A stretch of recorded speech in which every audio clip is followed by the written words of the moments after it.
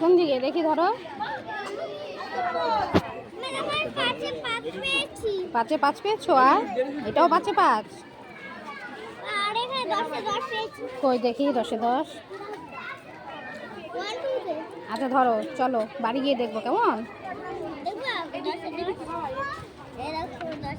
আচ্ছা জেজেকে গিয়ে দেখাবা কেমন, দাও। আচ্ছা চলো বলো। হ্যাঁ চলো চলো বাড়িতে।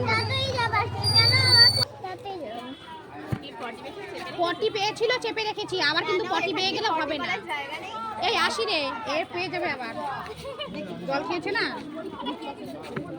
এই ঝুমা ঝুমা আসি রে, আমার ছেলের এটা দেখেনি, এই রে তা যা ভেতরে যা। এই মিলি আসছি, পটি পেয়ে গেছিল, চাপিয়ে রেখেছে, আবার পেয়ে যেতে পারে।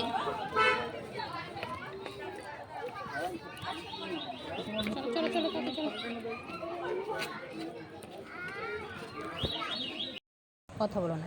এই দেখো, তোমাদের তো স্কুলে খাতাটা দেখাতে পাইনি কারণ ওখান থেকে চলে এসেছিলাম।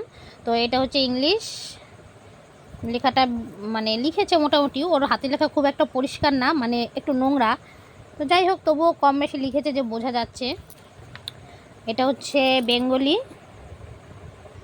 এই যে যেহেতু 10-এ পরীক্ষা তো খুব একটা চাপ থাকে না।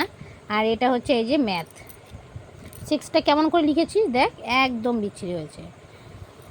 তো 10-এ পরীক্ষা হলে খুব একটা চাপ থাকে না, কিন্তু যখন ওই 25-30-এ পরীক্ষা হয় তখন আবার একটু চাপ হয়ে যায়, কারণ বাচ্চা মানুষ তো অত কিছু মাথায় রাখতে পারে না। তো কীরকম হয়েছে বাবুর কপিগুলো অবশ্যই জানিও কেমন।